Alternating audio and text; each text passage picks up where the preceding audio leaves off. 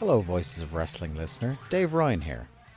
Have you ever wondered to yourself how many hidden gems are hidden away inside the last years of World Championship Wrestling? Have you ever asked yourself how many tenuous gags can be made about the name Mike Enos? And have you ever thought about what it sounds like for two Irishmen to interpret a very chaotic company through its B show? The answers to all this and more are just a click away. Check out Days of Thunder every second Thursday on the Voices of Wrestling podcast network.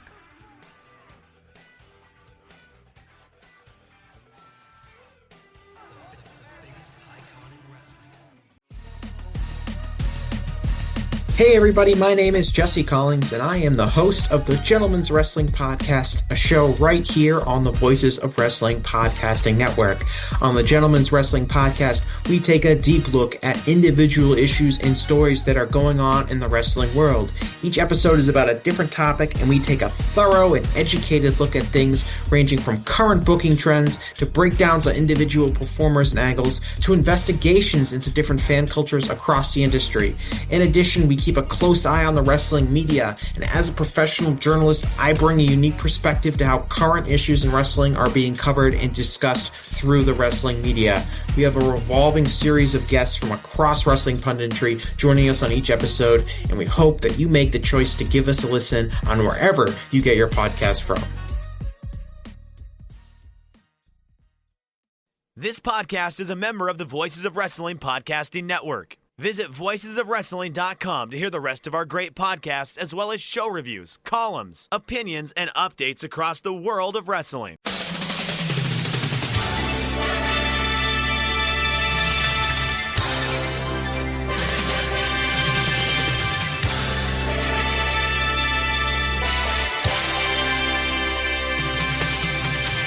Hello everybody, welcome to the Super J-Cast. I'm Joel, joined by Damon McDonald. It is Wednesday 17th of December 2025, episode 392. The boys are back! Boys are back in town! Boys are back. Thin Lizzy, for those keeping score at home. Nice job. Hi everyone. Long time no chat with my main man Joel.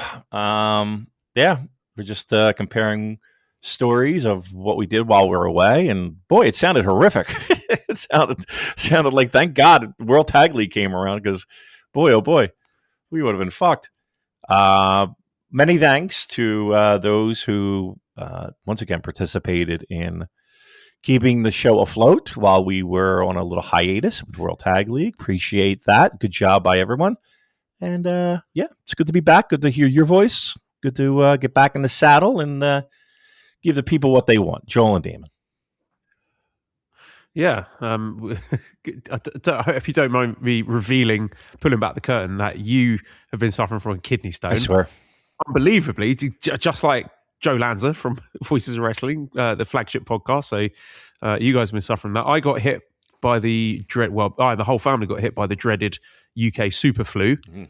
So I got that first. And I don't mind if I get sick, but then when the kids get sick as well, the wife's sick, and then it all goes to shit. But it's one of those flu things. And I had my flu jab, so I thought I was going to be defended against this sort of stuff. But it was one of those flus where, like, you're lying in bed. I was in bed for 4 days, right? I couldn't get out of bed. Wow. If there was like a switch, a button on the floor that would have killed the New Japan AEW partnership, I was too sick to lean over and press that switch. Wow. That's how poorly I was. It was rough. Fever? And I like to think I've got a pretty robust immune system. Fever, chills, aches, nausea, just like the whole lot just absolutely knocked me on my ass. It was horrible. Mm. And I'd been enjoying the benefits of that because it'd been going around our school community. So like each day at school, there were like 10 kids absent. I was like, fuck, this is great. You know, I'm teaching like 20 kids a day. This is the kind of job I could get behind. But then, of course, my turn came around. So, I apologize to any Patreon subscribers who might have been hoping for some sort of bonus order. I could not do anything. I was absolutely fucked. Not that you would have necessarily got any, because it's World Tag League season. What were you expecting from me? I don't know. Kidney stone stories. What do you want? You would have got them. Big thank you to Mikey and Azumar, Jacob, Frankie, and the Didn't Get All of It Japan podcast friends who filled in. I thoroughly enjoyed all the audio that you gentlemen did. My favourite episode was the second one with Jacob and Frankie. If nothing else, for the fact that they were really diligent in so they botched some stuff, as happens in any podcast, right? We fuck up stuff and we put the timestamp. We're like, okay, right, that's 42 minutes. We're going to tell Dan. They did exactly the same thing. Put down their timestamps, sent them to Dan, and Dan was just like, fuck that. They decided not to edit it out. So this is bits of the episode where they're like, oh, yeah, okay, no, don't worry. We can put the time, so edit that out. I was like, oh, Dan. Oh, no. That was hilarious. No, it was a bonus. I had a good old chuckle at that. So there you go. Excellent job. Thank you for filling in what was a pretty good World Tag League. So one of the better ones. I don't think it was necessarily the booby prize that we'd normally hand over at this time of year. It was good stuff. So yeah, thank you to all of you wonderful people who filled in. We appreciate you. Yes, we do. Shall I go on? Yes, we do. Yes, we do. Yes, we do. Yes, we do. Yes, we do. Right, I've got some business to take care of before we get into the wrestling stuff. First of all, I've been asked by Rich to tell any listeners who are still donating on Red Circle to stop. Oh, please, no more Red Circle donations, because Red Circle take a chunk out of that, and then that technically counts as Rich's income, and he's got that causes issues for him for tax purposes. So please, if you are donating on Red Circle, or you think you're donating on Red Circle, please stop. And just stop giving us money. Yeah, got enough money. You'll never hear that. That's how. That's order of business number one. Order of business number two is, as you know, Damon, I'm going to be hopefully flying off to Japan in about 10 days' time, in exactly 10 days' time, if there are no major diplomatic incidents between China and Japan, because I don't know if you were listening to this story, that the Japanese Prime Minister made some comment about Taiwan, like if Taiwan gets invaded, Japan will step in, and then China were like, what the fuck did you say? And started advising Chinese people not to go on holiday to Japan, and then a load of Chinese flight companies started cancelling flights to Japan, and I've not got a direct flight. I'm flying via China. So I was like, fuck, don't do that. Shut up, Japanese Prime Minister. Keep your Taiwan opinions to yourself. I've got a holiday booked here. So I'm sweating on that at the moment. Hopefully it doesn't amount to anything, but assuming, fingers crossed, touch wood. Scrumpy, what are you doing, mate? He always does this. As soon as I record, he wants to. Scrumpy's come and he's sort of squashed himself. He wants to wedged himself between me and the desk that's got the microphone on it. It does not look comfortable at all. He's got his head like wedged in a 5 centimeter gap. So anyway, there will be a meetup. It is the Podcasting Summit fan meetup. It is a collaboration between myself and, speaking of Strong Style, We Work Stiff, and Keeping It Strong Style. Well, Strong Style. So Jeremy from Speaking of Strong Style will be there, and Josh from We Work Stiff will be there, and Josh and Jeremy from... There's a lot of Joshes and Jeremys there. But that is correct. There are 2 Jeremys and 2 Joshes and a Joel. So Josh and Jeremy from Keeping It Strong Style will be there as well. So we had to make a tough decision here on when to do it, because obviously there's a lot of wrestling shows happening in Tokyo at the time. And it will be happening the day of Wrestle Kingdom, January 4th, from 12 p.m. at Hub, famous British pub, The Hub. Yes. And I've tweeted it out. So if you want to find exactly which branch and the address, you'll find that on the twitter.com. And yeah, I know some people might be going that might clash with a Tokyo Joshi Pro show, but also fuck them. Come to us instead. Come and buy me a Strong Zero or a Calpis Sour or a lovely alcoholic beverage. Yeah. Come and pay tribute to your king. The podcasting kings. Yeah. So yeah, sorry, if you're going to the Tokyo Joshi Pro, don't sell your ticket. Come and see us instead. We'll be very, very happy to see you. I'm really looking forward to that. I think, I made that decision because I thought it would be better to have that show before watching Wrestle Kingdom, because if we did it afterwards, there's a chance you might be really bummed out. If like Takeshita wins and then Okada wins, we're all going to be ready to jump in front of the nearest bus. So I thought, I was sort of thinking back actually, Damon, to when I went to watch Arsenal versus Paris Saint-Germain a few months ago in the Champions League semi-final. And the few hours before the match was absolutely glorious because you're living in that space of infinite possibility where anything can happen, and you're having a few drinks and you're imagining all the amazing outcomes, and everything could be just perfect. This could be one of the most memorable sporting events of your life. And of course, it never works out that way. But I thought that would be the best kind of ambient to have the fan meetup. So if you're around, it's not an official thing. So we've not booked any tables or anything. Just turn up and walk around until you find us. I'm sure we won't be hard to find. Come and buy, I was going to say us a drink, buy me a drink specifically. And come and say hi. It sounds we'll like talk fun. some wrestling and get a little drink, get a buzz on, and hope against hope that Wrestle Kingdom's going to be brilliant. And should be a lot of fun. It should be. Come along. It sounds wonderful. I know our meetups in the past have been really fun. Everything from G1 in Dallas. I think we were at a Buffalo Wild Wings, if I'm not mistaken. That was fun. And of course, Cork and Hall, TGI Fridays.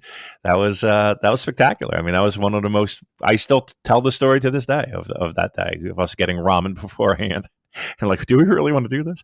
But it turned out to be awesome. And the fact that it's the New Japan Pro Wrestling conglomerate of podcasts. That's very cool. It's very cool, and I think it's important that everybody kind of gets to meet everybody and put a name with a face. I think that's cool. It's always a fun time. And again, you're talking wrestling. The vibes will be high, spirits will be high because everyone's super excited to witness this show, which will be packed to the gills. If I'm not mistaken, that dome is going to be at like 90s. When I say 90s, like 1990s era dome shows, which hasn't happened since the 90s. Complete sellout. That's wild. I'm stunned at that. Yeah, and I can't wait to see what that atmosphere is like, because obviously we were there for Wrestle Kingdom 20, which was close, where there was sort of 40k plus on the first night. But this is what is a complete sellout? That's what, 45k, 50? I don't even know what the full capacity is. I don't know what the setup is. But it depends on the setup, right? That's wild. Because they opened up like outfield seats that they haven't opened up in years, decades, for this show. And again, every time they would pop out more tickets, they would just be gobbled up, it's fantastic news. I mean, for all the whining and bitching and moaning that we do on this show, let's tip a cap, let's clink a pint glass together and celebrate this, because we everyone can complain that the show and the matches and we're not building up this guy and that guy. Look, we got a full fucking house. And David, if you'd said to me in late 2021, as I was sitting in that hotel room in Thailand, doing podcasts about fucking empty arena or quarter capacity clap crowd fucking summer struggle, that in 4 years' time I will be going to a sold out Tokyo Dome New Japan show, I would have called you a filthy liar. Yeah. So the very fact that we're in this position is something I think we've got to, exactly like you said, just step back and celebrate that, because we know it's probably not going to last. I don't think it's going to be a complete sellout next year, and who knows what wacky stuff New Japan's going to do following Wrestle Kingdom, or even what the Wrestle Kingdom show is going to be like. But just to have that's a hell of a feather in the cap, and what a day that's going to be. Yeah, it's and again, the meetup will help. I thought you were going to announce that the start time was head to head with New Japan's Goofy One. Where you get all the chonko. I think they're doing the day before. I would not do that to my good friends Walker and Chris. But I just think, it's really nice that New Japan has been so shit that it's brought all our podcasting friends together. Right. Like, I don't think there's any sense of like rivalry, or maybe a little bit of a friendly rivalry, but there's no sort of ill will. Yeah, like I just think it's brought us all together, because I spent quite a lot of time speaking to Josh from the other podcast, and I think the trying times that we've experienced as New Japan fans has brought us all together. So it's going to be really nice for us all to share a drink there and enjoy what hopefully turns out to be a really special day. I'm looking forward to seeing those guys. It should be super fun, man. And again, everybody's, if you're on the fence, if you're like a little social anxiety, if you're, not really knowing a lot of people, or you're traveling solo, or what? Do some cocaine. Don't do cocaine. That's not a good idea at all. Well, it's not a bad idea, but it's not a good one. Show up, because you'll be amazed at what friends that you'll meet, and again, I think at least the names that you rattled off of the people that I met, awesome people. Both guys from Keeping It Strong Style. I don't know if I've met the others, but I've talked to a few of them. And again, we welcome everyone with open arms, and it should be a fun time. You're there for the same reason that Joel and Keeping It Strong Style and, every strong podcast, whatever. We're all there for the same reason. So, it should be fun. I'm super jealous. I wish I could join you all. There will be no surprise run-in like I did one year where I wasn't going last minute. I don't have that same contact. So, no, I will be home watching from the comforts of my couch. But it sounds like a wonderful time you all will have. And there's also some merchandise you might want to get your hands on for the Podcasting Summit. So that is on the Twitter. I've retweeted it. It's from the website is tpublic.com. But you can find that on our Twitter or the KI Strong Style Twitter, where a collaborative effort. I think it was WeWork Stiff Josh who helped curate the design. He's got excellent graphic design skills, and yeah, the t-shirts are great. They're so awesome. Good. I bought 2 of them. Now, since I bought them, we were politely informed that probably not a good idea to be creating and selling merchandise with a line mark on it. So it's been changed since, and there's a really cool Tanahashi logo that's replaced the line mark. But I've got the naughty ones, right? I've got the illegal shirts with the line mark on them. So I don't know. I might just get taken away by the feds at some point, or have the shirt ripped off my back. But yeah, I've got a royal blue one and a hot pink one. I think I'm going to go for hot pink, but it's a beautiful t-shirt. So there's t-shirts, stickers, hats, sweatshirts. There's loads of stuff on there. So where does the money go? It's a genuinely great design. It's all going to charity. The charity that it's going to is, I need to open up the group chat here. Sorry. So it is going to the Feeding America a World Central Kitchen. Nice. I believe. Nice. We need more food. No, just kidding. That's a great job. I mean, first of all, you showed me a picture of those t-shirts, and I was like, holy shit, they look fucking tight. Like, really cool. Very 90s New Japan aesthetic, if you will. Really, really sharp, well designed. It doesn't, like, it looks like something that you would be comfortable wearing, out on the, wherever. I'm not saying wear it to the prom. I'm just, a nice weekend out. Perfect. You won't be embarrassed to wear it. It looked great. So yeah, and money's going to charity. Guys, scoop it up. Come on. You'll love it. Go to where can you get one? So I can't read out the link. It's a long link, but basically you can find it on my Twitter or the KI Strong Style Twitter. And yeah, it's really cool. And with a brand new updated logo, New Japan Podcasting Summit, there's like a kind of silhouette of Tanahashi doing a high fly flow. It's arguably cooler than the one with the line mark. I might have to buy another one actually, just so I can get both designs. But yeah, it's good shit. I'm going to pick one up. I definitely will pick one up. I offered you, I would pay your entrance to the New Japan Chunko Fest. I'll throw in an extra $20 if you wear that shirt, the illegal shirt. Oh my God. You think he would get thrown out? No, I don't.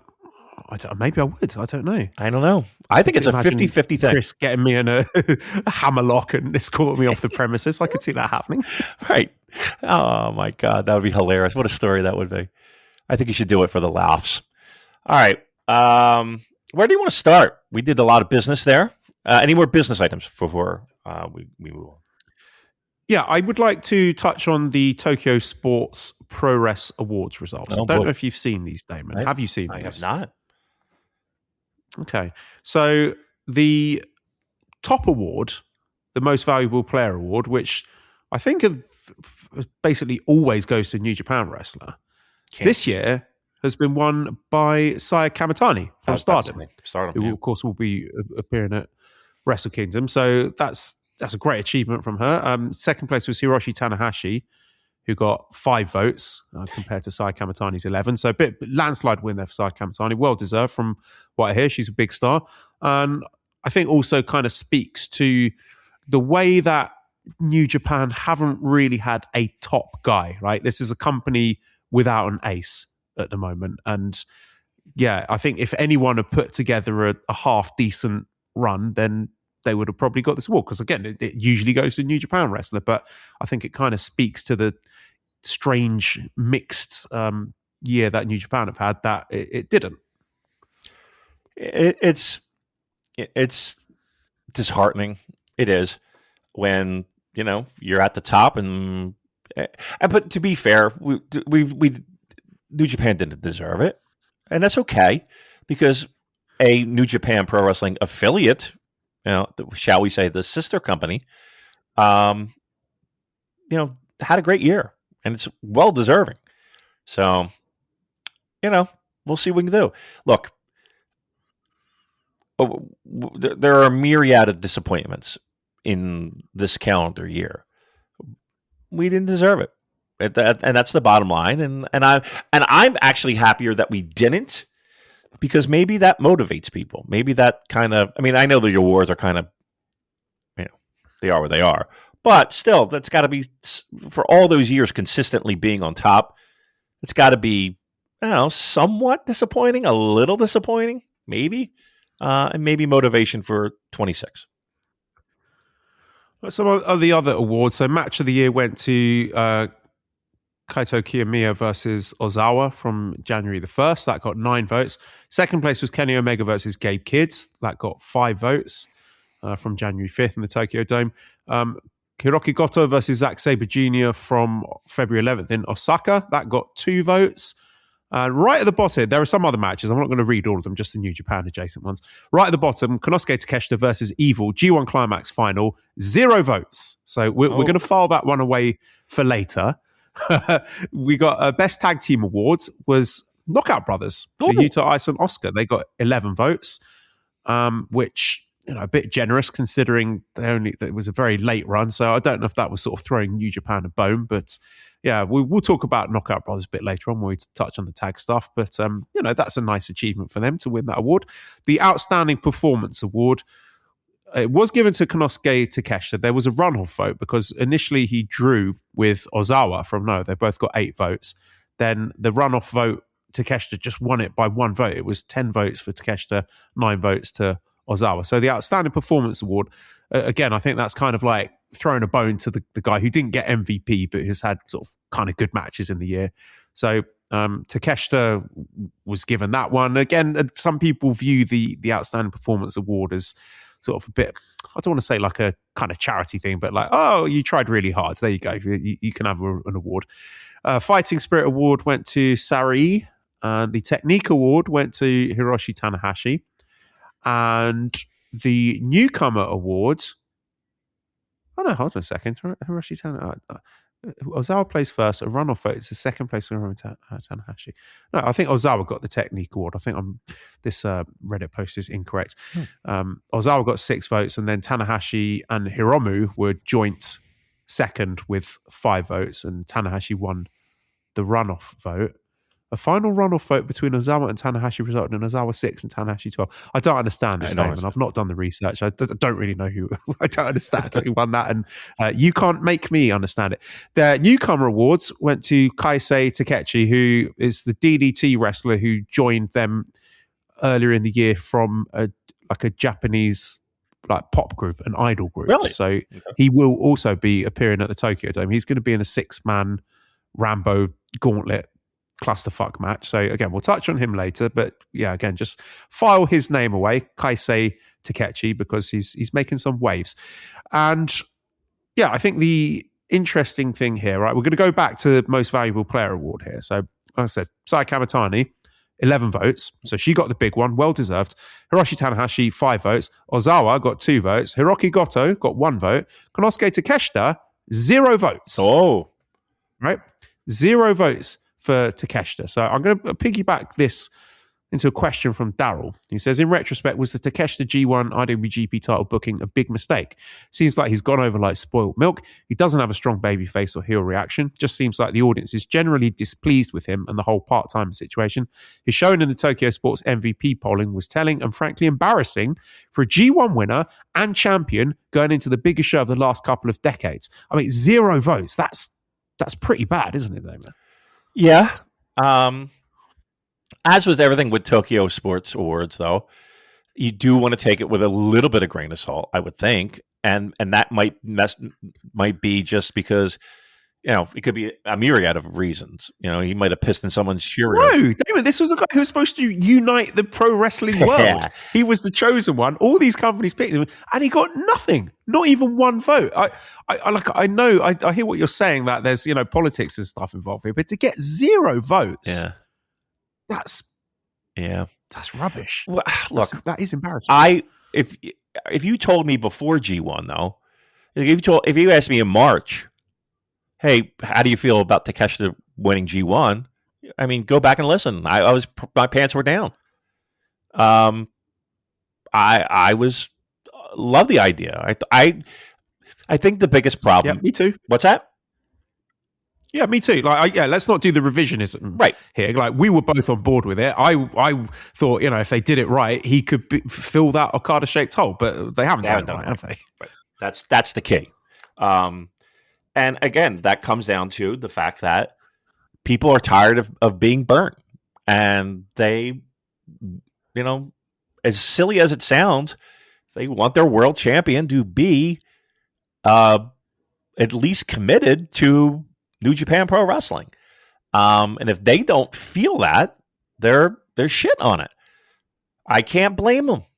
And it's not like it's like one pocket of fans. Like, you could see it's you know, it's out there. Was it a mistake? I mean, anybody can play Monday morning quarterback and be like, yeah, mistake. Look at it. But I don't think anybody, again, if you asked me in March, I had both oars in the water. I was fine with it. I think it was mishandled rather than a mistake. It was absolutely worth doing. Like, definitely worth a go. Yep. You kick the tires on that for certain. When he's available, you absolutely do that.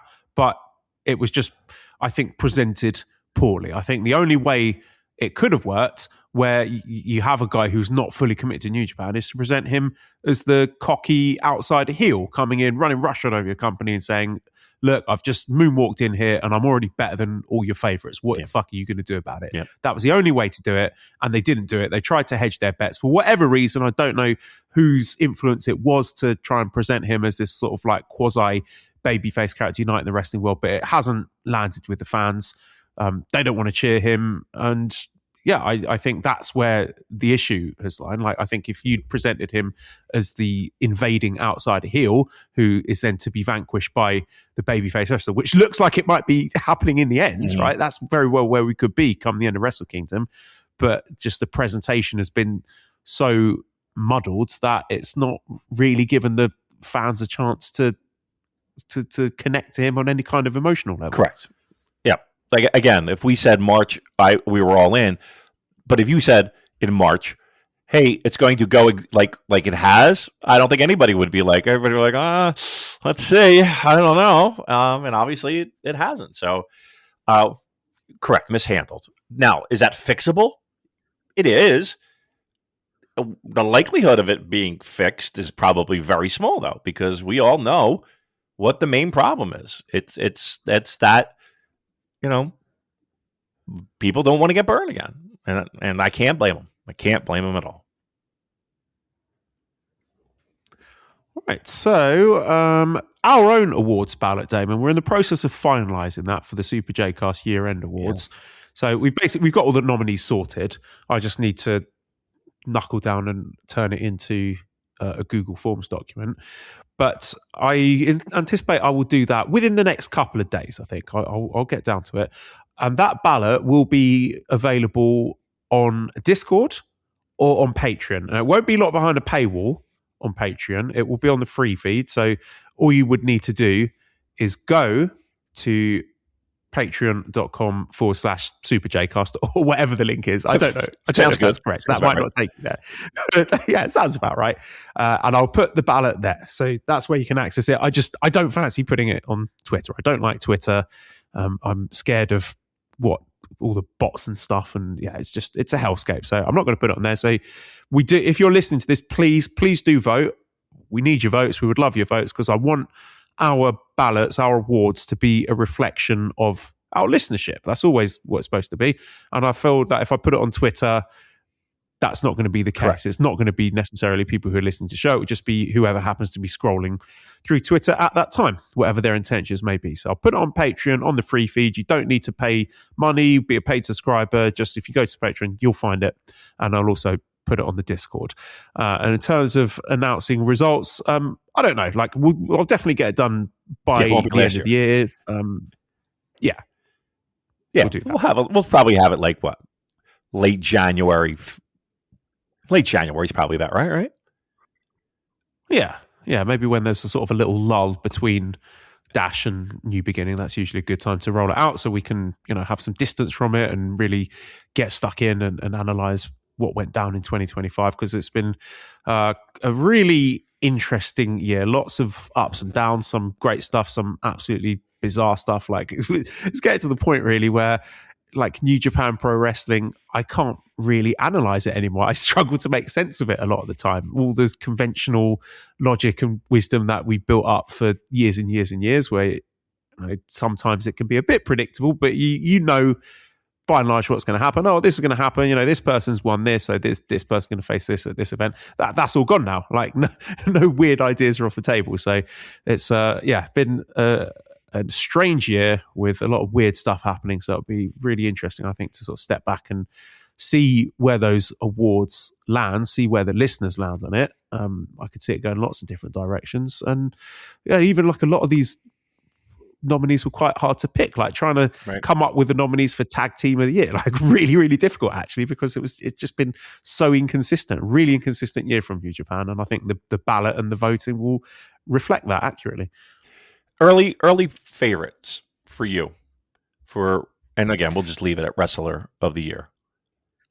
Yeah, I need to sit down and really think about it. But if you to ask me now, it's got to be Zack Sabre Jr. That's what I'm leaning toward. I know, like, his title reign wasn't necessarily the blockbuster thing that people might have hoped for, and I know there's a lot of criticism for the Wrestle Kingdom main event, which I absolutely get behind that. But I think basically from that point onward, like, if you take Zack Sabre Jr. out of 2025 New Japan, it's looking very, very different. Like, I think the value that he's brought, both not just as a champion, but also as a tag team wrestler, and his selflessness and just the work he's putting with other people and being an ambassador for the company.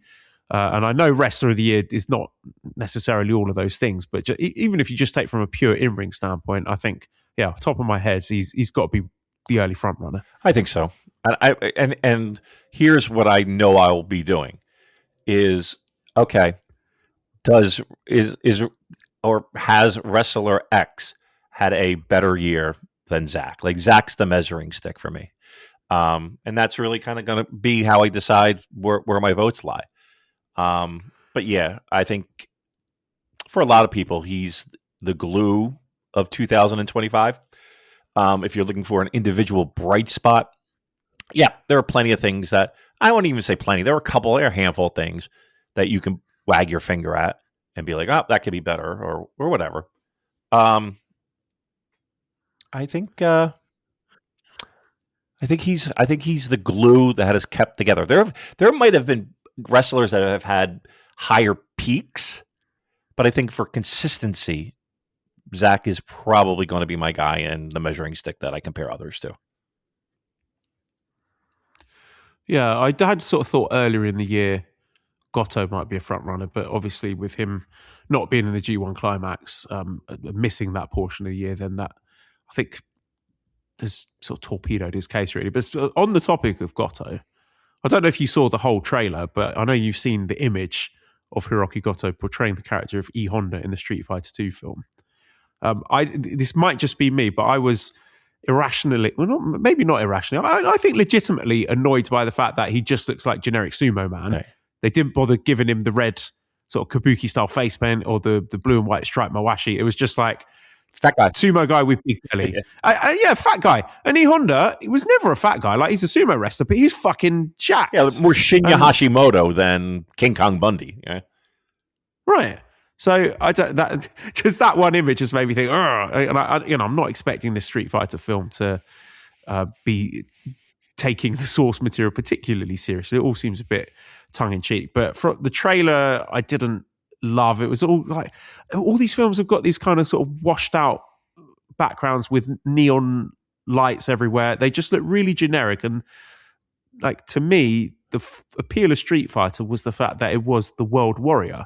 And you're going to all these different countries, and the little airplane in between the rounds goes China or Brazil, and each of those stages, India, USSR, Japan, USA. You get these really bright and colourful, idiosyncratic portrayals of like that country. Like, this is what Las Vegas is, or this is India in a nutshell, right. Or this is Japanese temple, or American US Air Force Base, or whatever.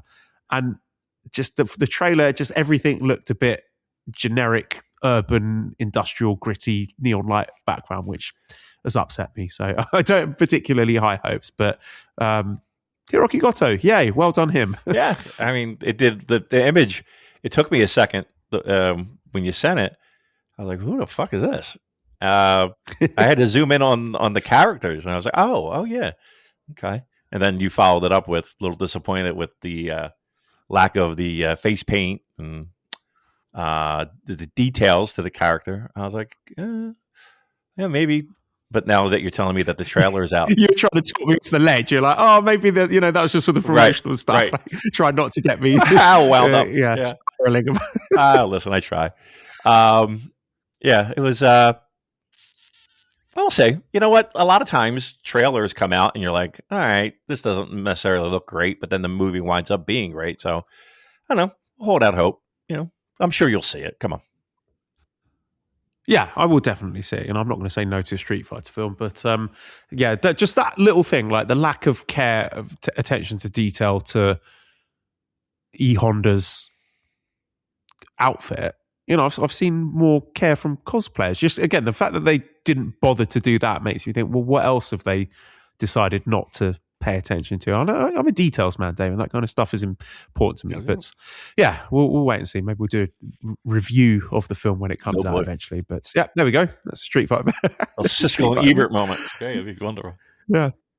Right, let's get on to World Tag League. So I don't want to do anything particularly in depth with this. Just kind of summarising the back end of the tournament, because I think it really went out with a bang. I thought the two semi-final matches. So there was, I think, arguably the best match of the whole tour, actually, was the main event on December 10th, the semi-final match between Oiwa and Zach beating Bishamon. Mm-hmm.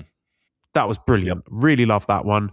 The other semi-final was great with Gabe and Suji beating the Knockout Brothers. I thought the final was excellent. The crowd was rubbish, and that did hurt it for me. But when it really kicked into gear with Gabe losing a tooth, and when he paused and got the camera to zoom in and was like, see that? This guy's going to fucking get it. And then he just went to town on Ryohei Oiwa. And when they had their exchange, then the crowd got fired up. I was like, oh shit, this is what I'm here for. This is World Tag League. And yeah, I thought it was a really strong end to the tournament. Not the way that I thought it was going to play out. I really thought that Shota and Yuya were going to be front and center there because they had a brilliant match with Knockout Brothers. I thought that was a really simple direction for Wrestle Kingdom, way to get them on the card and sort of showcase that young talent in a way that's not going to put a huge amount of pressure on them by putting them in the main event, like as happened last year with Shota. I thought tag team, perfect spot for him, and that's not what they did in the end. But I can't really complain too much because, like, Damon, if someone had said to you at the start of the tournament, oh, the final is going to be Bishamon beating Evil and Don Farley, you'd have believed that, wouldn't you? Yeah. Like, I'm just grateful that House of Torture were nowhere near the business end of this tournament, and I thought it was really good the way, like the wrestlers that they decided to showcase towards the end of the tournament. You know, Yuto and Oscar, Gabe, Suji, Oiwa, Zach, like really, I think putting your best foot forward. Like, you can't have all your favourites in there. Like I said, I would have liked Shota and Yuya there. They weren't, but I can't really have any complaints about the final four teams, and they put on really excellent matches. I thought Gabe was really, really great, and you know, we've had a lot of criticism for him. I think he has tanked his top star potential to be like massive babyface foreign ace of the company, like beloved guy defending New Japan, right? That's gone. That's down the shitter. You can't get that back. But watching the back end of this tournament really made me think, you know what, there's still a huge amount of value here. Now, I don't know if he's going to stick around with the company. He might just be going off to AEW when the contract expires.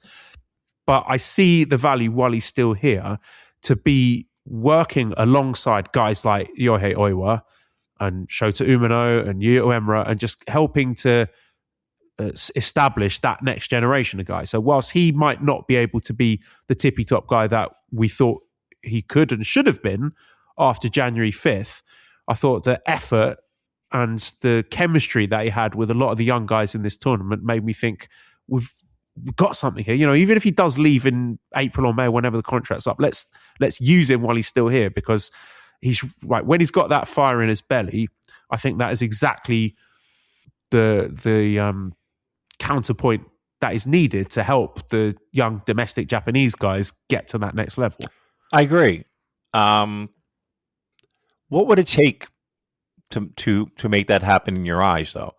Like, I know that we constantly talk about, you know, the idea of him not being around and not being, but all right, let's do this. What do you think he needs to show that he's 100% New Japan? Is it a contract? Is it a title? Like, what do you think he needs? I don't think that's going to happen. I don't think you can get that back.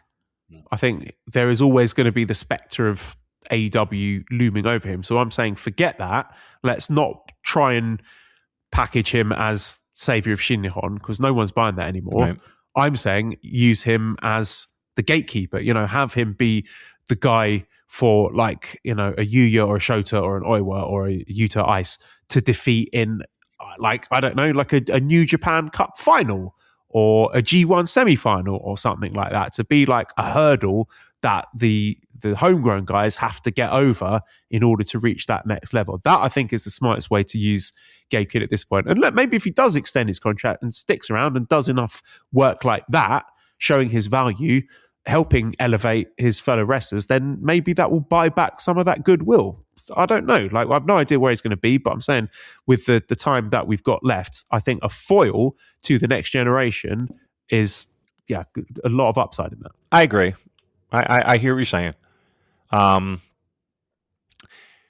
don't. Do you think he can get that back? Get back the love of the fans to be Mr. Shinron? Honestly, all it takes is an angle. All it takes is you know, a right moment. I truly believe that, and everything that you say is accurate. And I even think there's even more value to him than that. And I will also say this, that it also depends upon what he wants, right? Like, does he want to play that role? Does he want to be that guy? Does he feel like that dings him as a marketable pro wrestler wherever that journey takes him? I think that's the biggest sticking point. Like, there are plenty of people out there, Joel, that want their cake and eat it too. There's value there. As much as we, again, in an ideal situation, in an ideal world, yes, that would be the perfect utilization of him, unless, there was a full-time commitment and rehabilitation done to that with the fans. It's just a matter of, would he be interested in doing that? He could just be like, all right, I'm going to take my ball and go, to America. I mean, that's always been on the table, right? Obviously. Yeah. But I think you've got to respect the effort that he's put in for World Tag League. I mean, I wouldn't have, if this is a guy with one foot out the door, you wouldn't have been surprised to see him just phone it in. But the fact that he went out there and went as hard as he did and put the effort in and put on a great show for the viewers and the fans that are buying tickets, that's brought back some respect for me. Like, you can't argue that. Can't say fairer than that to put in a shift during World Tag League. Yeah. I mean, I think all those guys, though, like, again, we take off every year for World Tag League. Why? Because it's slow. It's not, of anything during the calendar year, that's what we do. Those guys made that tournament, for me anyway. And it was a level of I don't want to say like a level of work, but it was a level of work that they put in that really wasn't seen in a lot of years. Like, you would have good finals matches, but like I think that final match was one of the better ones I can vividly remember at a World Tag League. And you want to just pony up with the semis, and add Gabe Kidd to that mix. Yes, add Zach to that mix. Yes, it's all of those guys performed at a very high level on a tour that they obviously could mail it in, and they didn't. It honestly made me excited for the future. I think there's a lot of optimism to be taken. And, people might hand wave World Tag League as we have done by taking the time off. But, we need a break, right? To avoid burnout, we need a little rest at this time of year. But, I think people might easily skip this or not notice this. But the fact that they have this core of hungry young guys who were willing to stand up and be counted during something as insignificant as Tag League to show what they're all about is something worth noticing, that they took pride in that. They took pride in representing New Japan and putting on a good show for those fans during a period of year where there's barely anyone watching. And that made me look at these guys and think, we've got Yuto Ice and Oscar and Suji and Gabe for however long, and Zach and Oiwa, and I know even the guys that got eliminated a bit earlier in the tournament, and think, there's a lot of reason to be excited about New Japan. Like, we're going to talk about the Wrestle Kingdom card and guys that have been left off of that, but I think there's a lot of reason to be excited about the future of New Japan just by looking at the back end of this World Tag League. There is. I know everybody's nervous about the future, and I know everyone's nervous about what lies ahead, especially this year and even like 2027. Like, what does that look like? Yes, everyone's still walking on eggshells a little bit when it comes to contracts, and is this guy going to stay, and is this guy not, and that always plays a factor. We have a good core. We have a very good core.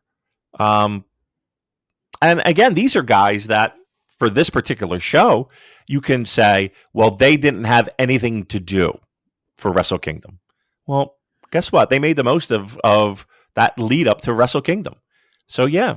Well, I take issue with that. The team that made it to the final was Yota Tsuji and Gabe Kidd. So Tsuji, who was in the world title match at Wrestle Kingdom, and Gabe Kidd, like, no one thought they were going to win the World Tag League. And look, they might well have done. I mean, I was sort of approaching this tournament thinking this is a vehicle to get 4 wrestlers who are not on the Wrestle Kingdom card onto the Wrestle Kingdom card. Now, I was mistaken about that, but I think you'd have been forgiven for looking at that Suji and Gabe team, thinking, oh well, this is one guy who's going to be in the semi-main event of Wrestle Kingdom. He's not going to go too hard. His tag team partner is a guy who's got one foot out the door.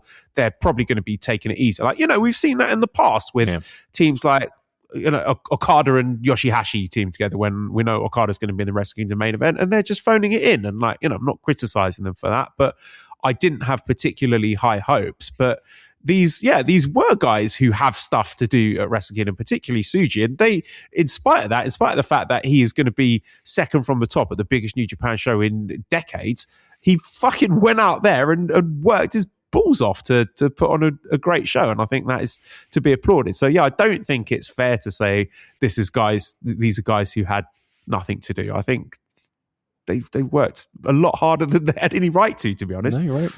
No, you're absolutely right. Zach as well, right? We talked about Zach. Like, sorry to interrupt, Damon, but Zach has done so much this year as a singles wrestler. That was my question. And I'd heard rumors that that there might be some singles opportunities for him at Wrestle Kingdom, which turned out not to be the case. But another guy I was looking at thinking, well, okay, he's certainly not going to be doing tag stuff at Wrestle Kingdom, so he's probably going to be taking it easy. He's had a really tough year, but this is a running trend with Zack Sabre Jr. that I've noticed throughout the year, and we've talked about before, that anything he is involved in, there is a stamp of excellence on it. Just out of pure professional pride, he will not deliver anything than his absolute best. He never phones it in. Like when Zach is involved in something, when he's in a tournament, or a big spot on a big show, he is going to do his absolute best and put on a great show. And again, the level of effort and work rate in this World Tag League, to me, that looks like it's got his fingerprints all over it. I've heard stuff about him being a locker room leader and him sort of trying to rally the troops and saying, come on guys, you got to show what you're made of here. The company's in the doldrums. You've got to fix this and get us out of it. And I think again, World Tag League is that's to me a large part of that looks like the Zack Sabre Jr. effect. And I know he's won the tournament, so obviously he's got a vested interest in that. But again, this is just like the running theme with Zack Sabre Jr. that when he is involved, you are getting high quality stuff. All right, so let's go back. Yes, do I think that all the performances were fantastic? The effort that they put in was beyond what I would have even expected. So we're throwing flowers right out of the gate. That is not to say that I wasn't a little bit disappointed in the fact that it did eliminate Zach from a singles match. And that is more of me kind of liking Zach and him in a singles match and him doing that. Now, again, tag situation. I did not expect Zach to be in the situation, but in hindsight, that's going to be fucking great. Like I always say, the guys make the belts. The belts don't make the guys. Like that has the opportunity. And again, it could be a one-off. It could be, hey, there's a title change. It could be, who knows, right? We have a really potential sexy match that's ahead. So was I a little disappointed just from a jealousy and a what does Damon want kind of perspective? A little bit. But on the other hand, Joe, I gotta be honest with you. I'm pumped for it. Like I think, again, I just said, talking about Gabe, how it's really about the wrestlers a lot of times and what they're willing to do. If you got the effort on the finals, which again is a headliner, it's a it's the marquee event of the tour. You got great effort when you might not have gotten great effort from everyone before. What do you think they're going to pull out at Kingdom? Like that's they're not. It's not. Oh, that's right. You're right. This is the elephant in the room, David. They're doing it at Dash. That's right. You're right. But even so, like that should be fantastic, right? Oh yeah, you know that they are going to go out there. I think it's the main event of New Year Dash. and want to eclipse whatever happened the night before, right? They want to set the tone Right. for 2026 in New Japan Pro Wrestling and put on a match of the year candidate from day one, right? No, we're talking that's about the what tag division. And oh, did we lose you? no, I thought he was still going. Oh, no. I was also, I'm going to throw more flowers at Zach and say I think his work in World Tag League has really helped to get Yohei Oiwa to that next level as well. He needed it. He had a nice little G1. He had a couple of nice stand-up matches, but I think the criticisms that Yuto and Oscar threw at him of being a guy who's they called him a salary man wrestler, a guy who's just, clocks in, clocks out. He's happy to be there, collects his money. He's comfortable. He's got his place to live and his spot on the cards, and he's not really going to rock the boat to want anything more than that. And it seems like Zach has lit a fire on him, being like, no, come on. There is a power vacuum in this company. It is there for the taking. You pull your finger out, you could be the next ace in New Japan Pro Wrestling. So fucking do something. Don't just be comfortable with the spot that you've got. It is there for you. Like, do something, fight for the pride of this company, make yourself into a superstar and, kindle some of that energy and passion and intensity he had when he was at Noah. Not to say that he was completely lifeless since coming back to New Japan, but I think it's not unfair to say that he lost a lot of that spark. And I think a lot of that spark came back in World Tag League. And I put that down, again, I'm putting that down to Zack Sabre Jr. for taking him under his wing and mentoring him and being like, my guy, come on, you are the future of this company. The time is now. So yeah, I think there's a lot to be said for that. And I'm really excited for the New Year Dash main event. But what do you think of the decision not to do that at Wrestle Kingdom? Because we've got a question on this. Drower from the Discord says, Zach said that he saw Oiwa winning his first championship in the main event of the first night post Tanahashi as more important than being in the middle of the Tokyo Dome card. Why is Zack Sabre Jr. like this? So if I'm going to have one complaint, and I've got several complaints, we'll get onto it. We'll talk about the Wrestle Kingdom card, but I really wish they had put a heavyweight tag team match on Wrestle Kingdom.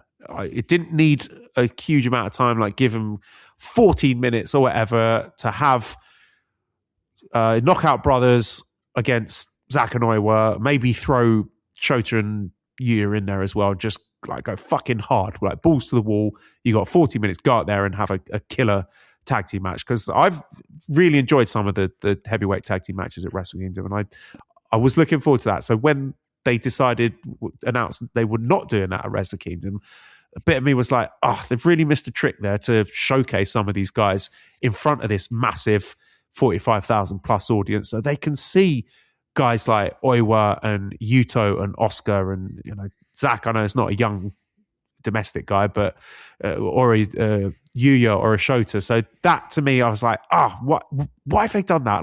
And I get it, right? I understand what Zach's saying. I'm sure he's just trying to make the best of the situation and giving them more time in the New Year Dash main event where they can have a much better match. Again, I see that, but I think that's a wasted opportunity to not showcase some of these guys in front of this huge audience, not just the live crowd, but also the people that are watching on TV, to showcase the tag division and all these young, hungry, talented wrestlers on the Wrestle Kingdom card itself. What would you rather see, though? Would you rather see a really balls to the wall 20-minute, 25-minute match at Dash in a smaller arena where the energy is palpable and the noise level is deafening, or a building where it's like, all right, guys, get in and get out. You're fifth from the bottom. We got 10 minutes because we know the main event's going to go between entrances and video packages and everything. It's probably going to go 45 minutes, and then you got everything else. More than that, I said at least an hour. Right. So okay. I mean, am I disappointed that it's not on the big stage and it's not in front of all the people? Yes. The problem is that you can only squeeze so much shit in a 5-pound bag. There's only so much time. And would that be the right audience? Like even though the building will be packed, it's packed because of, we know the reason. People want the nostalgia itch scratched. People want to relive 10 years ago, 20 years ago. They want to. There's going to be a lot of casuals. Like, does it translate better for Dash? If I'm a pro wrestler, look, let's put it this way: is the money the same? Am I making more money at the headlining Dash, or am I making less money because it's on Dash and not at the Dome? And they're still on the Dome. Like, are they? They're not on the show at all. Like, they're not on a pre-show. They're not doing anything. Not multi-man tag. Nothing. I assume they're going to be in one of the multi-man matches, like possibly the 6-man Rambo thing. I don't know. There might be a Rambo on the pre-show as well, but I assume they'd be in the 6-man thing because they've not announced that many participants for that. So Okay. Yeah, they could be there. All right. I mean, again, for us as fans, would we want to see it at the Dome and the big stage? Yes, but I think there's also value having that main event Dash. That could bring down the house. And in some cases, that's a hardcore fan that's going to Dash. That's a tough ticket to get. Trust me, I know it. So yeah, disappointed in not being on the big stage. Well, yeah, I'm not going to lie, but I see the value in having it headline Dash. Well, let's look at the Wrestle Kingdom card that's been announced as it is. So, I mean, maybe they might add more stuff to it. I doubt it. I mean, I'd been hearing all along that 7 matches was going to be it. So we've got 7 matches here. So first match, no time limit, never open weight 6-man tag team championship match. Tornado Rambo, Master Wato, Yo, and Toriano taking on who knows. I think the only other person that got announced for that was the J-pop idol guy from DDT. I've forgotten his name, but certainly going to be some eyeballs on him.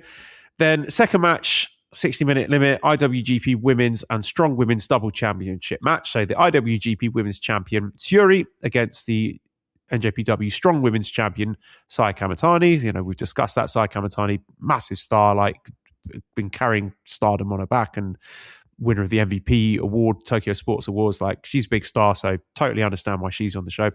Third match, a special 10-man tag match. So there've been a lot of stuff brewing on the undercard of the World Tag League between Callum Newman and the unaffiliated group. So Callum Newman showing more of a heelish side with United Empire. So this has come to a head here with a team of Hiromu, Drilla Maloney, Gabe Kidd, David Finlay, and Shingo Takagi against Callum Newman, Great O'Khan, the returning Henare, X, and XX. So we've got 2 mystery wrestlers in this United Empire team. I don't know who that could be. I mean, people have speculated it could be Akira or Templaria, but if it was Akira returning from injury, why would they just announce Henare returning from injury but not Akira return? And I have no idea who it is. I'm not intending to find out. I want that to be a surprise. It's not going to be the Good Brothers. So rest assured, I know a lot of people have alarmed and thinking, they're in Japan, it's going to be Anderson and Gallows. It's not going to be that. It's fine. Don't worry. I don't know who it's going to be. Maybe it's someone worse. Who knows? But there's certainly a lot of options there. Could be new wrestlers, could be returning wrestlers. I don't know. We've not seen Jake Lee for a while. He might getting involved, or it could be someone betraying one of the groups. I don't know. Yeah, what, Jake Lee? Yeah, Jake Lee was the one name. Before they announced Henare, I thought maybe Henare, but yeah, no. That my mind went there. So I don't think it's anybody that they're bringing in, right? Like, I don't think it's anybody where it's like, it's whoever. Maybe returning United Empire members like Aussie Open or Will Ospreay, Gideon Gray, maybe. That'd be nice. Shout out to Gideon Gray. But yeah, nice bit of mystery there. We like an X and an XX. There's a bit of intrigue there. Fourth match is the IWGP Junior Heavyweight Championship number 1 contenders 4-way match. El Desperado versus Kosei Fujita versus Taiji Ishimori versus Sho. Fifth match, never openweight championship. Aaron Wolf debut. Aaron Wolf taking on the champion Evil. Sixth match, IWGP World Heavyweight and IWGP Global Heavyweight double championship match. Konosuke Takeshita against Yota Tsuji. And then seventh match, main event, Hiroshi Tanahashi retirement match. Hiroshi Tanahashi versus Kazuchika Okada. So obviously a lot to talk about there. We're not going to do an in-depth preview now, but just looking at this and following on from what you said earlier, this, I'm not going to say £10 of shit in a £5 bag, but this is, I think, a show that is not necessarily for us. This is not for the New Japan sickos who are going to be watching anyway. As you said, this is a show, I think, for the casuals and the lapsed fans, the people who have not watched Japan for 5, 6, 7, 8 years, the people who are watching at home on the broadcast on TV Asahi or whatever channel it's on, who don't necessarily want to watch a 5-hour show with every single New Japan title on the line and loads of intense, hard-hitting singles matches, right? This, to me, looks like a variety show. There's a little bit of everything. We're going to have the wacky 6-man gauntlet match. We got the women's match. We got the 10-man tag match with the foreigners where they might do some kind of angle. We've got the crazy high spot 4-way junior match. We've got the Aaron Wolf debut. We got the classic, IWGP World title star match. And then we got the retirement match at the end. So it's like there's a little bit of everything. And I think the intention here is this is a show that's geared towards those fans who are just dipping in for the first time in a long time. And you don't necessarily want to burn those people out with hour after hour of grueling, hard-hitting, strong-style wrestling. Right. You have a lot of people in that building that are Hiroshi Tanahashi fans. That doesn't necessarily equate to, I'm a big-time New Japan Pro Wrestling fan. This card is to me screams, give them a little morsel, don't get their bellies full. Give them a little morsel, don't get their bellies full. Give them a little taste, a little more, don't get their bellies full. Because the last thing you want, and trust me, I'm not the biggest fan of, you're going to burn out the crowd. Because I go to shows, it's people who salivate over good pro wrestling. Like, you're never going to burn me out. Like, give me more and more and more. I'm a fucking glutton. I can't get enough. I got a Rolls Royce. I'm on the board of Manchester City. I want fucking more. Did my little Noel Gallagher. Yeah. But this crowd is different. This is a different crowd, people. You don't, this is not 60,000 hardcores. So there's a lot of people coming to see specifically 1, maybe 2 matches.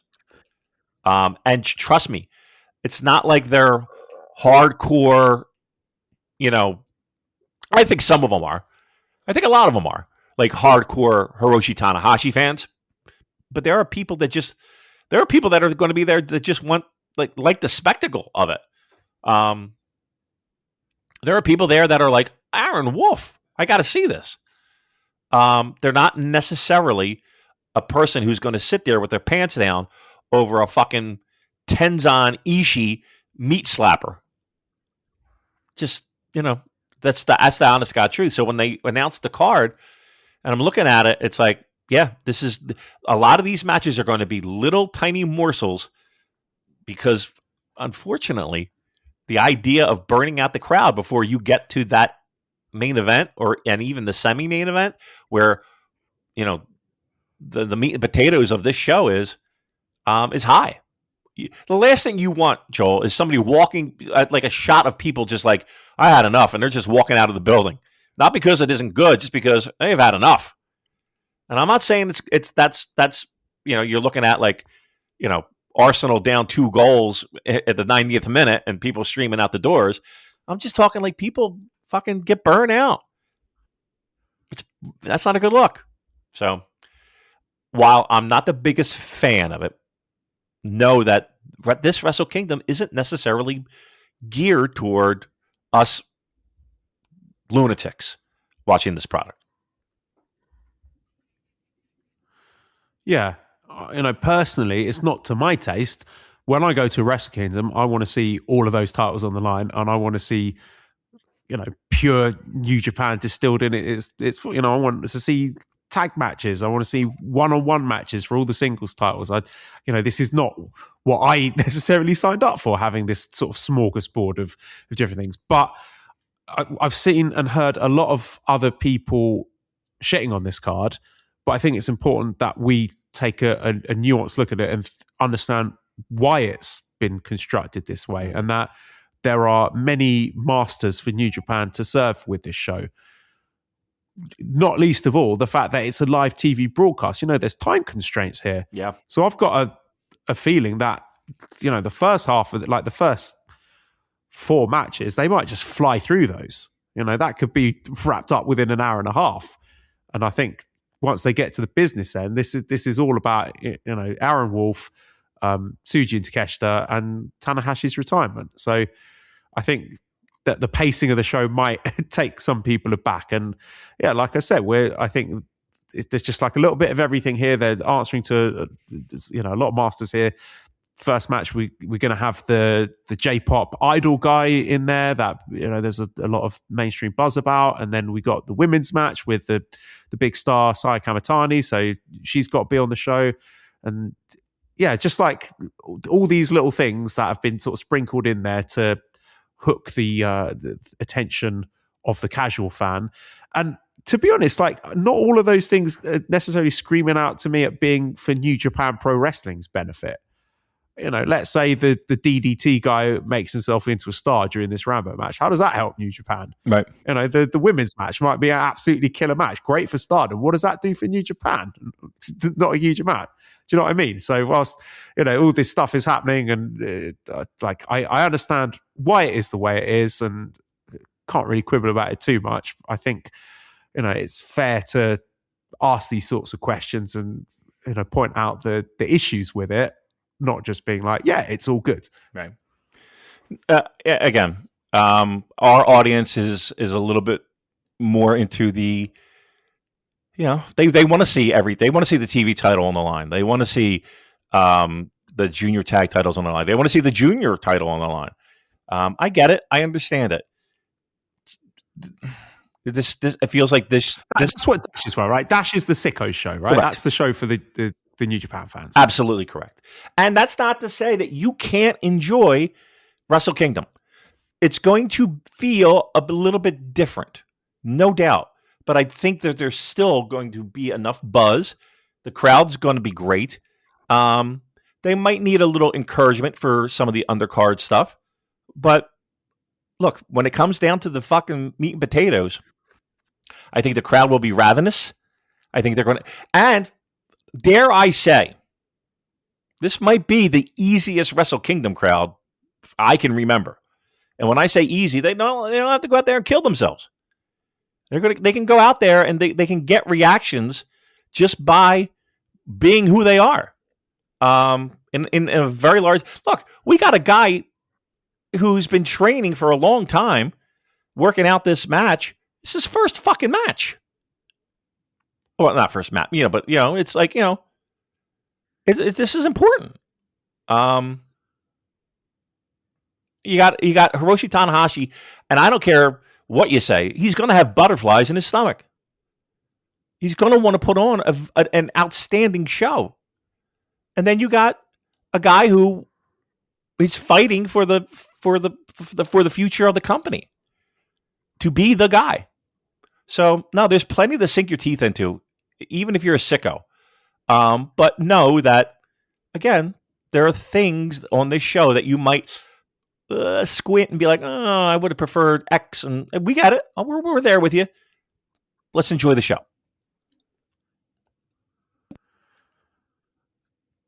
There's a lot of the younger wrestlers that, if you told me months ago we're not going to be platformed on the show, I would be screaming promotional malpractice and being like, what the fuck are you doing, New Japan? Like, the fact that we don't have anything for Yuya Uemura or Yohei Oiwa, and I'm sure they'll probably be crammed into the Rambo 6-man match at the start, but the fact there's nothing meaningful for Uemura, for Oiwa, for even Shota Umino. It's a guy who was in the main event last year. Now, nothing. He's got nothing on this card so far. And again, I'm sure he will appear at some point. But I think there's something to be said for New Japan being very selective here about the young guys that they are choosing to platform, because you can't platform everyone. You can't put the entire young homegrown roster and be like, look at all these guys, right? You've got to be selective about the guys that you are choosing to showcase here, given the limited time you've got and, the cognitive load of the audience. You don't want to overwhelm the fans. I hope this doesn't sound terribly condescending, but I think it's perhaps wise to handpick, 2 or 3 guys that you want the audience to go away thinking about and wanting to see more of as you hook for the future, rather than trying to crowbar everyone onto the card. And I think it's pretty obvious who those people are. So, even looking at the third match, to me, narratively, that feels like it's been built around Callum Newman. It feels like he's the center point of that. And, whether or not you think that's a good idea, that if you think he has a significant flight risk, whether you should be building stuff around him is another conversation entirely. But it feels like there's an intentionality to that. Daryl says, I know it's only one match. The 10-man has any foreigners in it. Is this going to be a trend moving forward? Do you see the company bringing in less foreign talent by choice or because they're losing them to other promotions? I mean, that's interesting to think about, that all the foreign wrestlers, the Rambo 6-man notwithstanding, have been crammed onto this match. So again, that's like your little showcase match to say, oh, look at, the angry, muscular white guys. Right. This is the foreigner showcase match. And, maybe there'll be a little narrative hook in there in terms of sort of faction stuff. It could be like Callum Newman as the new ruthless leader of United Empire with his new 2 recruits, or starting this faction war. Like, I don't know what that could be, but to me, that's who the center of attention is on that match. Fourth match, now I know it's a weird match, and I've certainly got my complaints about it. And we're thinking, why is this match not Kosei Fujita winning the junior title? So instead, we got this number 1 contenders match with Despi and Ishimori and Sho and Fujita.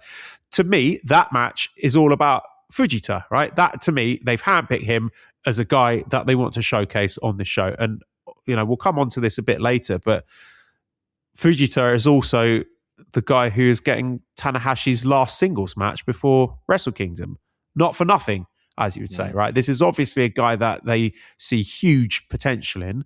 So he's getting that final Tanahashi singles match on the road to Tokyo Dome. And I think this 4-way number 1 contenders match is all about showcasing him. So they're going to have, crazy 100 miles an hour spot fest with, all these wild, crazy, dangerous spots in it, I imagine.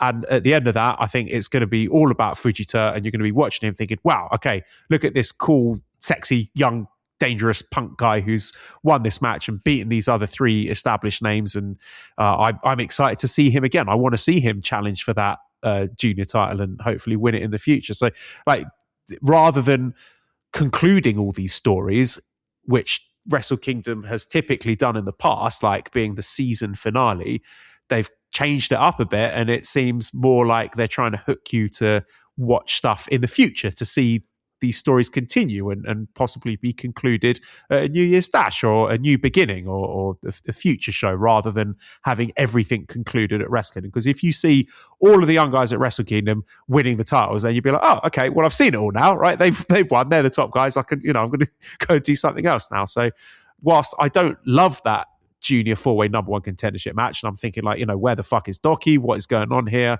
Why can't they just do a singles match? I get all that, but to me, that the flashing siren on this match is all about Kosei Fujita and getting the crowd invested in him and wanting to see more of him. Of course, the Aaron Wolf match speaks for itself. I mean, I know people are a bit iffy about the appearances that he's made with these pull-apart brawls with Evil, and I get it. He's not exactly exuding much aura or charisma, but it's a pull-apart brawl. I feel people are kind of over-analysing it at this point. I think... Right, there's going to be a judo talk throw. About Aaron Wolf after we've seen the match. Yeah. Right. There's going to be interference. He's going to fight him off. Yeah. But again, what I said it before, this is, you would think, an easy crowd. He's not going to have to go out there and, put on a fucking masterclass. It's going to be, spots to get him over. Playing to the back row, isn't it? Absolutely. Now, look, I think everybody on paper would love to see the junior heavyweight title defended. I like the point of, let's give some people a little. Let's give the people a beginning instead of an end. I do like that train of thought. But again, can we have our cake and eat it too? This isn't a show necessarily that you see that in match by match. And again, that's why we're going through. But it's one match that has it. So again, if he can show that fire and he can connect with half of those people, a quarter of those people, New Japan, I think, would do cartwheels if that could happen. So I think that's even a bigger test of, okay, let's hopefully root this guy on, and I'll tune in to watch that match because I think he's good, or I think I like him, or whatever the case may be. And I don't know if you get that with him winning the title right out of the gate. That match is going to be fire. I mean, it's going to be fire. So again, maybe he can impress a handful of people and we build a newer audience. Maybe. Now, again, I think there was a point that you made to me via the text machine about how New Japan's demographic and maybe even this particular show might skew a bit older, right?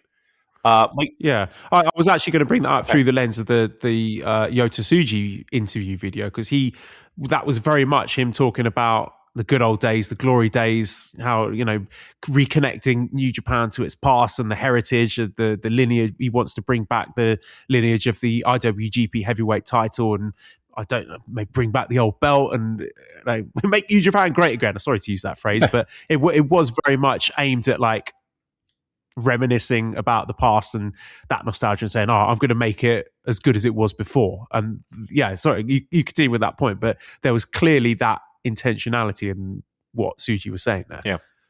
Yeah. And to me, there's a big difference between watching a guy go for the chase and a guy who, in that position, Tsuji's already gone for the chase. He's already been there. And for him to do that again, it would feel a bit redundant to me anyway. I feel like he's a guy that has to win. Like, he's got to win the title. But I think you were sort of making the point about the kind of aging population in Japan and the aging fan base. Yeah. I mean, they don't know the new stars. Let's be very clear. They really don't. And the lower down the card you get, the interest level wanes. Whether they've tuned in for a couple of shows this year, whether they turned into no shows this year, and they haven't watched in maybe 5 years. So yeah, the demographics are changing. Like I was having a conversation, which I shared with you with someone else a few days ago, that the demographics of the kind of person that's watching, not just watching pro wrestling, but spending money on pro wrestling is changing, because the average age in Japan is getting older and older. The wages are not going up. They've stayed the same. The yen is still not particularly strong. And it's a crazy fact here. The average age in Tokyo in 1980 was 31. It's now 49. Wow. So whilst, I've been screaming from the rooftop saying, platform the young guys, with an aging audience and an aging market, maybe that could be why they're not doing it. I don't know. Maybe that's why they're going with the different tactic with guys like Hiroki Goto and with Yota Tsuji going out there talking about how he's going to make New Japan good like it was in the good old days. I don't know. Maybe that's what they're going for here, but it's certainly an economic factor that can't be hand waved. I'm going to play devil's advocate. They have plenty of time to make those stars. I know that's a conversation for another day, but like it feels like we've had plenty of time to make a lot of these guys into, dare I say, the household names that we all want them to be. And again, we've been standing on the platform of, hey, shit or get off the pot, New Japan. Well, here's where they could have reaped that instead of having to build that on this show. So, again, we could bitch about that at another time, but yeah, I mean, I think that. But my point was that, like, whilst we would like all of the young guys to be platformed here, I think they've carefully handpicked 3 guys here. In the 4th match, all about Kosei Fujita. 5th match, all about Aaron Wolf. 6th match, it's all about Yota Tsuji. Right. So those are the 3 guys that they've picked that they want those casual fans and the fans who've not attended a show for years, the fans who are watching at home on TV. Those are the 3 guys that they want people to go away thinking about. Yeah. And you can't do that with everyone. Like, you can't do that in every match. Yeah. Like, that would be a burnout. So yes, they picked their spots. I think they picked the right guys. That doesn't mean the people that they didn't pick this year, throw them in the fucking trash. That's not what we're saying. But, they chose those guys. Those are the guys they chose. And let's be honest here. I'm not complaining about that. Yeah, Wrestle Kingdoms, it's a strange show in a lot of ways, and it's not always an accurate reflection of the New Japan landscape as a whole. It's a one-off show that they're doing to try and draw the biggest house possible, and it often overlooks the guys who might have been doing all the heavy lifting and putting on the excellent matches during the big tournaments and longer tours in the rest of the year. So that's just often the case. It's like the wheel that goes around. Sometimes you're at the top, and then as it turns around, you're at the bottom again. So you can't necessarily be on top for the whole year. So whilst guys who we have really enjoyed throughout the year that's just passed, like Hiroki Goto or Zack Sabre Jr. or David Finlay, or even like a Shota Umino or Yuya Uemura, they are not getting the spotlight of Wrestle Kingdom. That doesn't mean that they have no value to the company. They're going to have a really important role to play in 2026, but it's just not what is necessarily needed for this Wrestle Kingdom show, which is a particularly unique one given all the circumstances around it. Right. So I think people need to sort of expand their horizons when analyzing this. It's a strange show, a very unique situation, and the card doesn't necessarily reflect what New Japan is going to look like in 2026. Correct. I would agree with that. I think Dash is that. I think Dash is, if you're looking for a reset button, if you're looking for and trust me, there will be plenty of that at the Dome. There always is. And there might even be, enough startup things to keep you moving along. But I think Dash is the true reset button. Let's see where we stand in 2026. Clem Fandango says, are you also having issues getting excited for this card? No. It's sold out probably purely on the back of Tanahashi retiring. Takeshita Tsuji should be great. It's fantastic to have Hinari back, and hopefully the smaller match card means the women get longer than the usual 5 minutes. But what is the logic behind so many deserving names being left off the card? No junior tag or heavyweight tag title match. The junior tag is usually the perfect way to kick the card off. Not feeling much like a Wrestle Kingdom for me. So yeah, I mean, I think we've addressed this point, and I think they're just trying to save some stuff in the tank to roll out later on. So, you don't want to empty everything and wrap up all your stories and crown all your champions in one night, because then what reason are you giving people to come and watch again in the future? So whilst I agree with you, Clem Fandango, I hear you, Clem Fandango, I would like to see all those titles defended on Wrestle Kingdom. To me, that's what Wrestle Kingdom should be. We've got to put this one into context and appreciate the nuance of what a unique Wrestle Kingdom this is. And we're going to see all that stuff eventually. We will see the junior title being won by Kosei Fujita sooner or later. We're going to see a killer heavyweight tag match at New Year Dash. We're going to get all this stuff. It's coming. It's just not all going to be crowbarred into a Wrestle Kingdom show. So I think whilst initially when I saw the card, I was quite disappointed because, I wanted my dream fantasy book Wrestle Kingdom card. I think I've sort of spoken to enough people to give me the context to it where I can think, I can kind of see what they're going for here, and still give me plenty of optimism going forward, because I think when New Year Dash is finished, we're going to be having a very different conversation and, seeing what that New Beginning tour looks like, what those showcase matches are for New Beginning, wherever it is. I think Osaka, I'm not sure where they're doing it this year. I've not looked, but yeah, two very different sides of the coin there with Wrestle Kingdom and New Year Dash. So I'd say wait until the end of Dash before we start unpicking this. Correct. 1,000%. All right. What else have we got here? Just really quick. no issues, like right decision here to have Tanahashi and Okada main eventing, right? Correct. That's why the people there. Let's be honest. I mean, as much as we want to take pride in our world title and the world title match being important, and usually this supersedes. This match supersedes. It's we want to end on a note, whether that is a euphoric, oh my god, he won, or he gave it his fucking best shot, but he lost. Whatever the case may be, you got to end that way. Sorry, that's just the way. And here's the thing too. I did mention this before. Well, I don't know if it does have that much of a factor. Like, it's not going to be normal entrances. You know what I mean? Like, I would imagine there's going to be some grandeur, and you could have that in the semi-main event. Don't get me wrong, but I think people, I think the send off and the celebration is what we want to close with. Tanahashi just walks out to his regular music in a t-shirt. He's already in the ring, standing in the ring. Right. Tanahashi. Just running in place to warm up. That'd be true New Japan, right? Great job. Okay, so let's just quickly look at some of these Road to Tokyo Dome shows, which will be kicking off this Friday, and Sunday and Monday.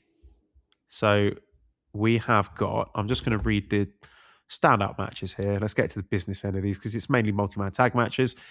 The main event on Friday's show is Hiroshi Tanahashi versus Hiromu Takahashi. Interesting. So they're finally getting their singles match here. On the Sunday show in Tochigi, main event for that is Hiroshi Tanahashi singles match against El Desperado. Interesting. And the Road to Tokyo Dome match on Monday, December 22nd at Korakuen Hall. We have another NJPW World TV Championship match open challenge, El Phantasmo taking on Question Mark. We have the fifth match is a three-way tag match. Kukai is back with El Desperado against Sho and Doki against Daiki Nagai and Taiji Ishimori. So I don't know, maybe some implications for junior tag situations, obviously with the champions being involved in that match. It's not a title match, but maybe there will be some kind of consequences of that match going forward for those titles. Sixth match, Tsuji, Oscar, and Yuta Ice against Hartley Jackson, Oiwa, and Zack. And the main event, the snow match, as we would like to refer to it, Hiroshi Tanahashi. So this is the final match before Wrestle Kingdom, Hiroshi Tanahashi versus Kosei Fujita. So I mentioned that earlier. And to me, that's a hell of an achievement, being the last New Japan pro wrestler to face Hiroshi Tanahashi, handpicked as Kosei Fujita. That's really something, isn't it? It is. It's pretty amazing. And even like the run up to that match, correct me if I'm wrong, if I misheard, I apologize. All juniors. Yep. Why do you think that is? I don't know. I was going to say maybe that's just a way for Tanahashi to win all of those matches because I'm fully on the bandwagon now that Tanahashi should beat Okada. Yes. It's probably not going to happen, but he should beat him. So in order for that to happen, he's got to get some wins over some big names. Now, with that being said, would I be shocked to see Fujita pull the upset there? Because you don't want to make him look like a geek going into his big match at Wrestle Kingdom. Maybe they go to a 30-minute time limit draw. I don't know. Like the other two, I can see Tanahashi winning those, but yeah, the Tanahashi Fujita match is a really interesting one, just for the implications going into Wrestle Kingdom with them both having these big showcase matches. But yeah, very interesting that they're all juniors. What do you make of that? That probably makes the most sense. It's probably the most logical explanation. He can get wins. And no, I don't think anybody would bat an eyebrow or an eyelash. I don't think you can bat an eyebrow, right? You bat your eyelashes. It's an interesting spot. What an honor. What a bright spotlight. I wouldn't be surprised if it went the distance. I wouldn't be surprised if either guy won, to be honest with you. There is an argument to be made that if Tanahashi not makes, that's a poor choice of words, helps put over a young guy and make him a star. Look, we kind of joke that the value of Tanahashi losing and getting the rub off of a singles win, it's kind of lost its luster. I don't know in this case. Like that would be a huge feather in the cap. I'm torn. Like, to me, like, Fujita is a big deal now, right? He is clearly, to me, being signposted as the future ace of the junior division. Yeah, he's a guy. What do you think? Do you think he would get the win? I don't. I think he might. I don't. Because here's the thing. I don't know. I don't know. I really don't know. And I like that I don't know. I don't know what it is. Maybe it's the holiday season, Joel. I'm into vibes. I don't know. I'm into feeling good. Like, I'm into the snow falling and his last match, or next to last match. Big spot. I don't know. Draw. Do a draw. Time limit draw. Raising each other's arms. I want to have a problem with Snow falls down. Yeah. Tanahashi saying, this guy's the future of the company or the junior division. Yeah. Yeah. I like if there's a betting line, win, lose, draw, I might put some shekels on draw. That might be a good call. Now, what's interesting here is that Tanahashi has wrestled pretty much everyone in the company in a singles match. One person he has not had a singles match with, Troy, asks, does Hiroshi Tanahashi hate Ren Narita? Wow. No Tanahashi versus Narita singles match. Really? I don't know. You know what? I gotta be honest with you. I didn't notice it, but seeing that you brought it up, I don't know. Good question. I don't know if he hates him or not, but yeah, it is weird that he didn't get a singles match. And it felt like, well, I mean, you'd have the bust open cage match, and I'm too lazy to do it right now. He's had a lot of matches, Hiroshi Tanahashi, this year. More than I even expected, let's be honest. I thought you could squeeze in Ren in there somewhere, but I guess not. Who knows? Who knows what the reason is? Yeah, I just searched for it. Someone on Reddit asked a month ago, are we ever going to get Tanahashi versus Ren Narita? According to Cage Match, these two have never faced off in a singles match, which I find surprising. Wow. I'll be shocked if they don't have a singles encounter before Tana hangs it up, given that he's fought almost everyone he can all year round. So, yeah. That's interesting. What a snub. Yeah. Fucking A. I mean, who knows? I don't know. I mean... And look, if they wanted to do it, they could have done it. Yeah. I mean, there was ample opportunity. I don't know. I don't have a good answer. Maybe we ask around if there's any rumors of backstage friction. Maybe he's still got heat from the Shibata unsanctioned match at Wrestle Kingdom.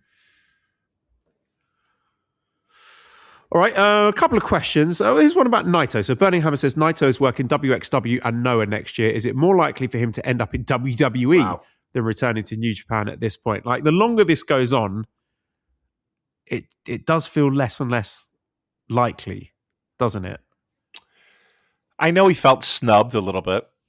Like, he was like, I'm available for this main event, if you want to do it.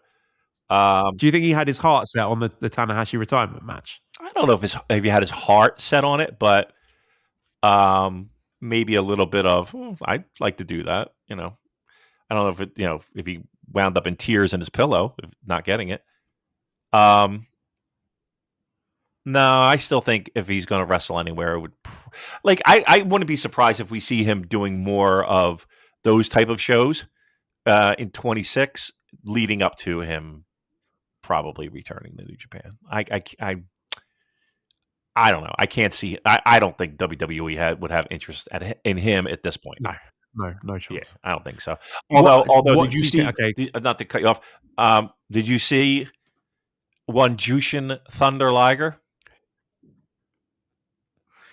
Yeah, I was curious for your thoughts on that. So him having this match with Joey Janela. There's a little bit of me that was like, oh, but it's not a proper match, is it? It was it's a not match. like he's come out of. I don't know. To me, that's more of like a cameo rather than a match. I don't. To me, that doesn't invalidate his retirement. It's not like he signed with another company and is like working tours, like going on the road or anything. Listen, So I paid to see his last match. Didn't I? I'm giving him a pass. I don't know. I'm struggling with it. I struggled with it a little bit. I did. I was like, not for nothing. I paid to see the last match. I want to be there.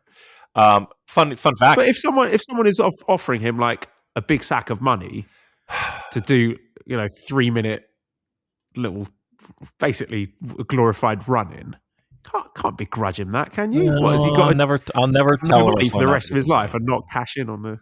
I know. I don't know. Just because you have a truck full of money, and again, it's Joe Janelle. Did he have a truck full of money? At a wrestling convention in North Carolina, I doubt there was a Brinks truck backed up to the fucking venue. Flagger jumping in like Scrooge McDuck. No, I don't know. I didn't like it, dude. I gotta be honest with you. I didn't like it. And this is not the first time. Like, he did that shit in fucking Saudi Arabia or wherever the fuck he did that show with, and wound up doing a little dumb thing with Marty Scurll of all people. And I don't like it.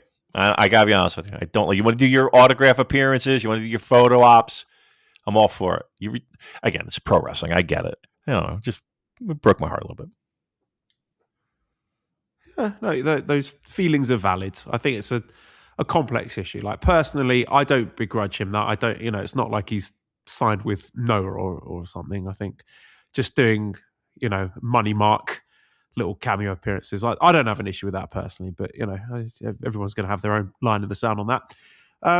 Last question I have here is from Nana, who says, what do you think New Japan can do to counter a lot of the problems they have now besides pushing the young generation? Okay. Well, what other problems? Because look, the biggest challenge is that they don't have the bankroll or are willing to invest the bankroll in signing, poaching, committing wrestlers at this point. That's a problem. Two, there's when you have two huge wrestling promotions that have what seems to be an unlimited supply of cash, there's only so much really good talent that's out there on the vine to pick from. Now, again, we have a working relationship with one of them, but we got a heavyweight championship match where people are kind of like, "Rrr," because one of those guys doesn't seem like he's fully committed to this company.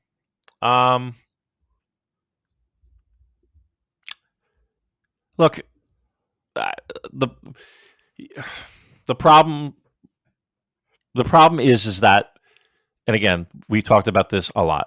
The problem is that the people that are currently in those spots, it took a really long time for them to get in those spots, and they're not even in the top spots yet. I don't know if they still have other people that they trust that aren't in those top spots. It feels like they're waiting for the next wave. Is that Wolf? Is that whomever? Waiting in the wings in the dojo? We'll have to wait and see. But it feels like there's a certain, maybe a certain ceiling that they're comfortable with right now with a lot of guys. And that's the job of the promotion to have them break through. And if they're not going to be there, not going to be those guys, then we got to move on. There's always people in the rear view mirror. Look, booking was a problem. Taking titles seriously, that's always been a challenge. It seems like they can focus on, like, at the most 2 belts at a time. I mean, the list goes on and on.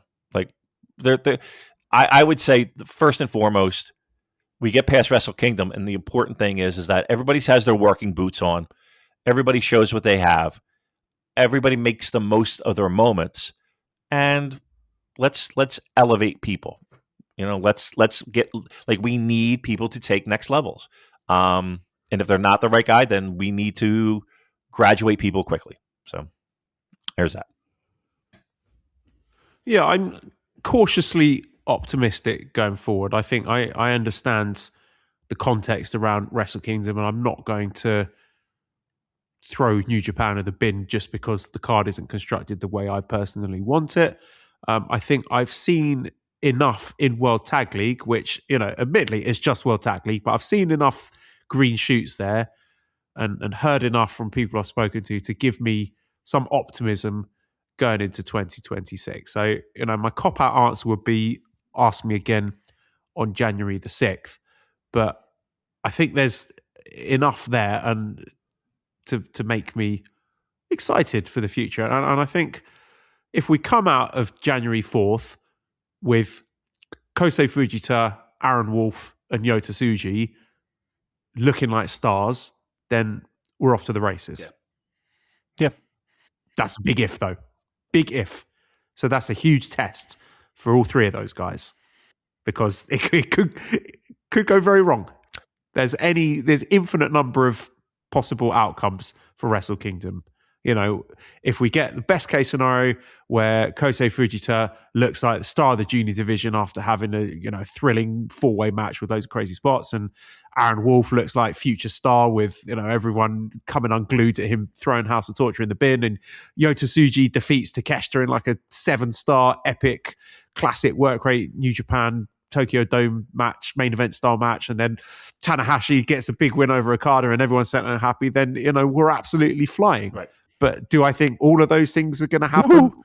Probably not. I'll settle for half. I don't know how many I'll settle for. Yeah, two out of the 4. I think that's a conservative wish going forward for Wrestle Kingdom. But that's it. That's what the stakes are. Big stakes going into Wrestle Kingdom. It's huge.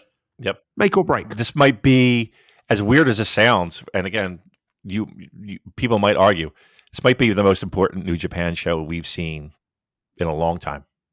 Like this one's important. A lot of eyeballs. Let's see if we can convert some fans back. The card's tailor-made for those type of fans. So, and I always said, you don't make money until you hit the casuals. You really don't. So let's fingers crossed. I know a lot of this is Tanahashi brought in, and he's done at the end of the day. I don't know. We can do it. We have the talent. We have the ability. We have the technology. Let's do it. And it's such a huge ask as well. Like this is a monumental event, Hiroshi Tanahashi retiring.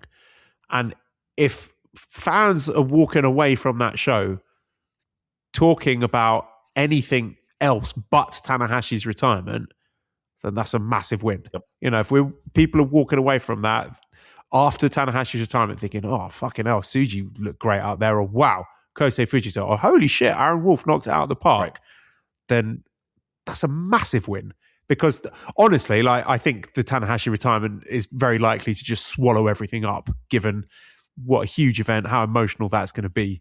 And I worry that everything else is just going to be an afterthought. But if any of those other matches, the 3 matches prior to the Tanahashi retirement, stick in the mind and have people talking about it, that's the goal here. It is. And it's a big ask. It's a big ask, big show. We can do it. I gotta be honest with you, I'm pumped for it. I really am. I think it's going to be exciting. I think it's going to be fun. I'm there for it. I'm there for the night. It's going to be great. All right. See you next week.